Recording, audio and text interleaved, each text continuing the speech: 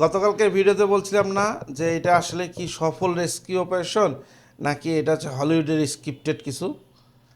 দেখেন, এই যে এক একজন পাইলটকে প্রথমেই তো একজনকে রিকভার করছে, দ্বিতীয় জনকে রিকভার করার নামে তারা যে বিশাল রেস্কিউ অপারেশন চালাইছে, এটা ম্যাসাকার মাইর খাইছে। ম্যাসাকার মাইর কেমন? A-10 একটা অ্যাটাক বিমান হারাইছে, দুইটা ব্ল্যাক হক হেলিকপ্টার হারাইছে, দুইটা MC-130J হারকিউলিস বিমান পরিবহন বিমান হারাইছে, চারটা MH-6 হেলিকপ্টার হারাইছে টোটাল, এবং একটা রিপার বলতেছে, তার মানে প্রায় 12টা এয়ারক্রাফট হারাইছে তারা এই একজনকে রেস্কিউর দোহাই দিয়ে। আরও টুইস্ট হয়েছে। এখন টুইস্টটা কোথায়? এইখানে যেই পাইলটকে উদ্ধার করতে গেছে, পাইলট বা গানম্যান যে কোনো একজনকে উদ্ধার করতে গেছে দ্বিতীয় জনকে, তার কিন্তু একদম সার্ভিস কার্ড সহ তার ছবি সহ ইরান প্রকাশ করে দিচ্ছে। ইরান কিন্তু বলে নাই যে সে মারা গেছে কি তাকে উদ্ধার করছে, কিচ্ছু বলে নাই, শুধু তার ছবি মিডিয়াতে প্রকাশ করে দিচ্ছে। এখন আমেরিকাকে এই লোকটাকে জীবিত দেখাইতে হবে, যেহেতু ট্রাম্প ঘোষণা দিছে যে দুইজনকেই জীবিত আমরা উদ্ধার করতে পারছি, এই এত বিমান টিমান হারানোর পরেও সফলতা দেখাচ্ছে। এখন এই যে পাইলটটা, যেই পাইলটটা প্লেন ক্র্যাশ করছে, তার কিন্তু ডকুমেন্ট ওইখানে পাওয়া গেছে ধ্বংসস্তূপে, এবং সব ডকুমেন্টস কিন্তু ইরান প্রকাশ করে দিচ্ছে। ইরান আবার আরেকটা প্রশ্ন তুলতেছে, সেটা হচ্ছে যেই অঞ্চলে এই বিমানটা আঘাতপ্রাপ্ত হয়েছে এবং যেই এরিয়াতে পাইলটদের থাকার কথা, এই অপারেশন যে তারা রেস্কিউ অপারেশনের নাম দিয়ে এত বিমান টিমান নিয়ে গেছে, সেটা থেকে এটার অবস্থানের দূরত্ব প্রায় 300 থেকে 400 কিলোমিটার। তাহলে ওইখানে কেন গেছে? এখন ইরানের পররাষ্ট্রমন্ত্রী দাবি করতেছে মূলত তারা এই রেস্কিউ অপারেশনের নামে ইস্পাহানে যে পারমাণবিক কেন্দ্রটা আছে ওইখানে তারা কোনো অপারেশন চালানোর জন্য আসছিল, এবং সম্ভবত তাদের আমেরিকা চেষ্টা করতেছিল যে ওইখানে যে সমৃদ্ধকরণ যে 60% উপরে ইউরেনিয়াম আছে, 450 কেজি প্লাস, সম্ভবত সেটাই সিজ করতে আমেরিকা একটা অপারেশন চালাইছিল, যে এই অপারেশনটা সম্পূর্ণ ব্যর্থ হয়েছে। এবং যে ধ্বংসযজ্ঞ দেখা যাচ্ছে, এই ধ্বংসযজ্ঞে কিন্তু একদম যে আমেরিকার সব সোলজার অক্ষত গেছে, তাদের কয়জন মারা যায় নাই, এটা কিন্তু বাস্তবসম্মত না।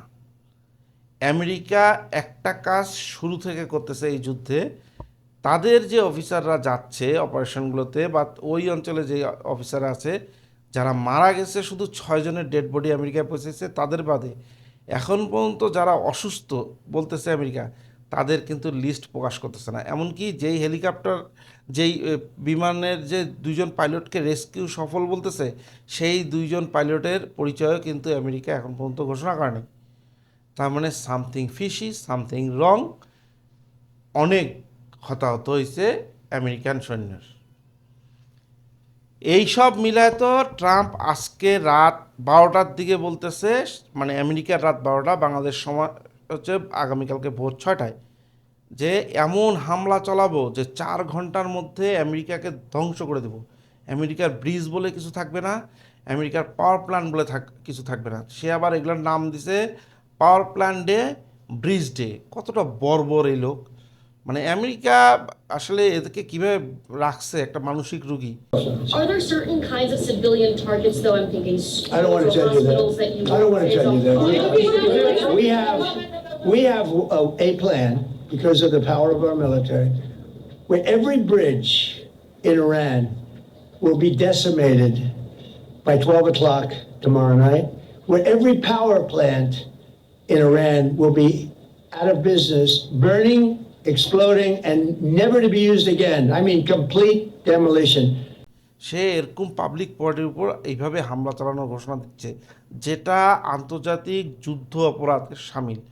আপনি যুদ্ধ চলাকালীন অবস্থায় পাবলিক প্রপার্টি, যেগুলো সাধারণ জনগণের ব্যবহারযোগ্য বিষয়, সাধারণ জনগণের জীবনমানের বিষয়, সেখানে সেই স্থাপনায় হামলা চালানো কিন্তু এখন একটা যুদ্ধ অপরাধের শামিল। সে কিন্তু এইভাবে ঘোষণা দিচ্ছে। ইরান খুব ভালো একটা অ্যান্সার দিছে। তার ঘোষণার শেষের সাথে সাথেই তারা সৌদি আরবের যে আল জুবেল পেট্রোকেমিক্যাল ইন্ডাস্ট্রিয়াল পার্ক আছে সেখানে মিসাইল হামলা চালিয়েছে। দেখেন কীরকম, মানে আমেরিকা তো বাটপার, এই পক্ষে সবগুলোই বাটপার। সৌদি আরবের কর্তৃপক্ষ বলতেছে আমরা সব প্রতিহত করছি, এটা বলছে কিন্তু যে হ্যাঁ হামলা আসছিল, 60টা মিসাইল আমরা প্রতিহত করছি, কোনো সমস্যা নেই। তার কতক্ষণ পরেই কিন্তু ভিডিও ফাঁস হয়ে গেছে যে আল জুবেল সম্পূর্ণ একদম আগুনে জ্বলতেছে, এবং এখন পর্যন্ত গত প্রায় 24 ঘন্টার মধ্যে আগুন নিয়ন্ত্রণে আসে নাই, এবং ভয়ঙ্কর আগুন লেগে গেছে। আপনারা এই ভিডিওতে দেখতেছেন যে কীরকম আগুন জ্বলতেছে। এখন দেখলেন তো বিষয়টা। এর মধ্যে আরেকটা মজার বিষয়, এটা আমি ভালো লাগছে বিষয়টা, মজা না, এটা আসলে একটা জাতি হিসাবে প্রাউড করার মতন বিষয়, যে আপনি কোন জাতিকে বিলং করছেন, কোন জাতির সাথে সত্তা আপনি বহন করতেছেন, সেটা কিন্তু একটা ব্যাপার। আপনার মেরুদণ্ড কতটুক শক্ত, এটা একটা ব্যাপার।